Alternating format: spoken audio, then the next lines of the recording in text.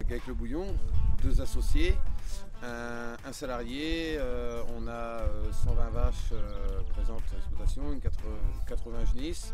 Donc on a 90 hectares de SAU, donc quasiment tout en SFP. Pour la production des vaches, on a le dernier contrôle, c'est notre meilleur contrôle, donc 34 kg d'œufs, et on produit avec nos 120 vaches environ 1 200 000 litres de lait.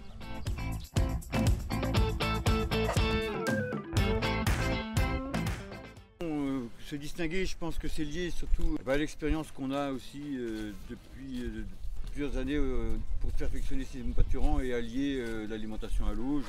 Le travail de génétique que l'on fait depuis de nombreuses années aussi pour essayer d'allier à la fois le côté morphologie des animaux et l'alimentation.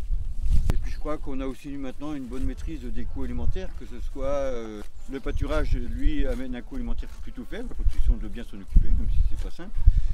Mais également avoir des récoltes en stock plutôt riches en azote pour tout ce qui est herbe, en sucre également dans les ensilages d'herbe également, mais pour le maïs également. Faire des complémentations avec du maïs humide aussi, qui permet de mieux équilibrer au mieux la ration tout au long de l'année.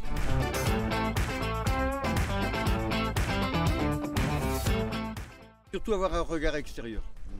C'est-à-dire que c'est très facile d'être persuadé qu'on le fait bien dans notre système.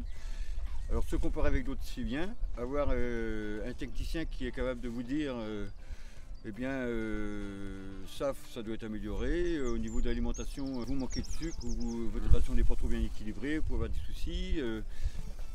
Et de nous dire parfois aussi que certaines vaches qu'on aime bien, parce qu'on serait assez sentimental avec des vaches, de dire celle-là elle est économiquement pas rentable, il faut la faire partir, et ça nous fait parfois réfléchir et évoluer justement pour être encore un peu plus pointu. Après, moi c'est vrai que je vous ai vu monter en compétences aussi. Voilà, le but je pense du conseil c'est de faire monter en compétences les éleveurs et de les rendre toujours plus performants.